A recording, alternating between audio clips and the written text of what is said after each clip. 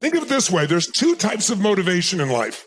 There's push motivation, where you're trying to make yourself do something, and all of you in this room, around the world, but there's a limit.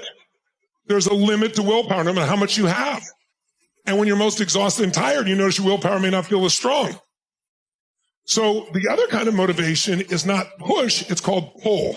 Pull is there's something you want so badly, you feel pulled. And pull has this lasting effect that you can never get with push. So I said, okay, if I want to get that, I need a result that's really, that person's after, that's compelling. It needs to be really clear. It needs to be clear. It needs to be compelling. It can't be general. I want to make more money. Fine, here's $1. Get out of here. Unconsciously, you've already achieved the goal. I want to lose some weight. You lose a pound. You've done it. So I got to get people to be much more clear on the results and make them so compelling that they're going to want to behave a different way. But what's going to actually determine your behavior? It's going to be the state you're in. So your mental, emotional state. If you're in a pissed off state, are you going to behave the same way as if you're feeling playful? Yes or no? Of course not. You know that. You could, but you won't. Because our behavior, our actions are shaped by our state. So the biggest mistake most of us make is we're trying to get ourselves to do something to get a new result, but we're not in the right state. So you see this all the time. Someone say, I know. I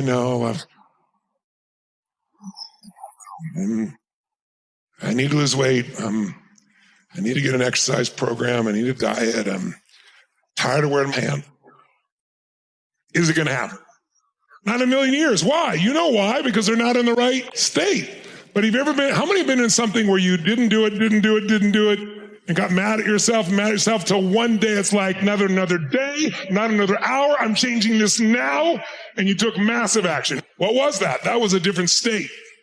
It would have been a state of resolve. You made it what we call a threshold state. Happens in a relationship. You keep rationalizing, it'll get better, and then one day finally go, it's been painful in the past, the present, the future, I'm out of here. And it changes in an instant when it wouldn't before. Or you've been gaining weight for a while, and one day finally, I'm tired of this. I'm going on a fast for the next 10 days, nothing but water. About noon the first day, you're going, juice is good for you. 2 hours later, salad's good. By the end of the afternoon, burger and fries is not so bad, right?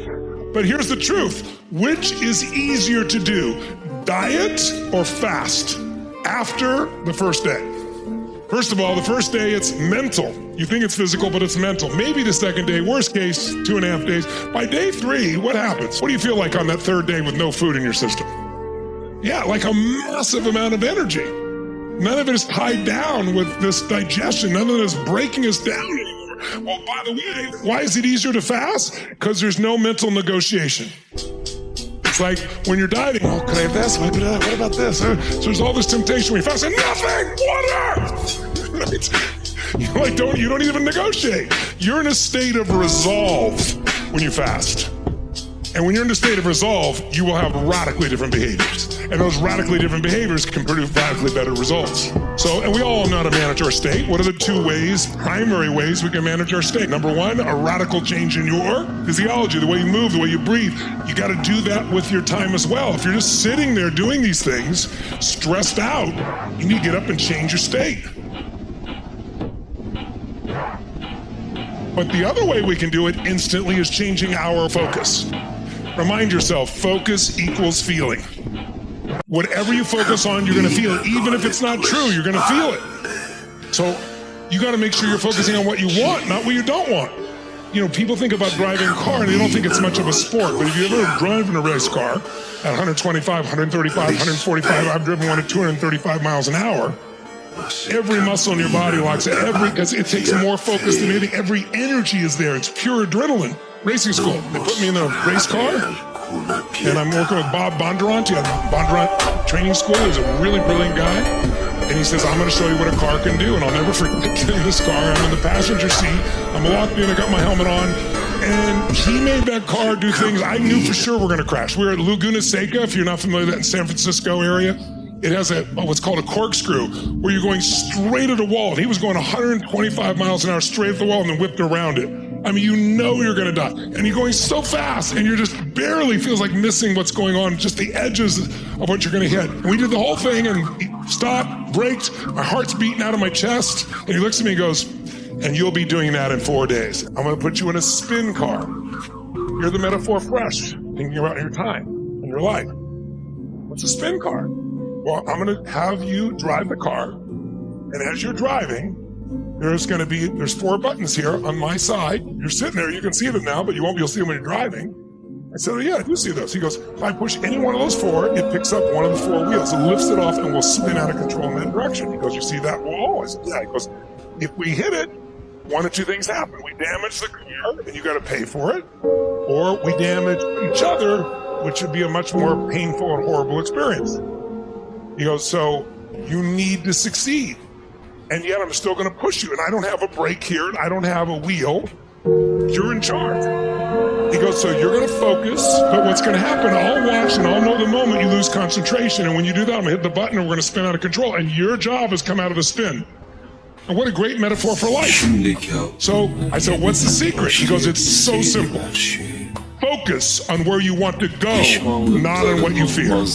That's a simple principle. Once again, I have cognitive mastery at this point. You guys remember this? I understand, and therefore I think I know. How do I know? Because we get in the car, and for me it's a competition. I don't know about you guys, but like, he's not going to take me. I'm doing this thing, man. We get to 100, 110, 120, and like, I'm focused. But does the universe ever push the button when you're ready? No, it always waits till you're not ready. That's what makes us grow. So I'm like, and you keep going, and there's like, no matter how hard you try, there's a point you'll just lose a little focus. He saw it, pushes the button, we start spinning out of control. So immediately, where does your face go? Where does everybody go? Straight at the wall. That's why, if you've ever heard about a person driving their brand new Porsche down a country road, and there's like 1 telephone pole every quarter of a mile, and they lose control and hit the pole. How in the hell they hit the pole? Because when losing control, what do? They go, oh, I don't want to hit that. And whatever you focus on, you unconsciously steer towards. I'm going to say that again, because it's for life. Whatever you focus on, you unconsciously steer towards. What do most people focus on? What they want or what they fear? What they fear. And what do people fear? Losing what they have or not getting what they want. When you start doing things right, do you instantly get rewarded? Yes or no?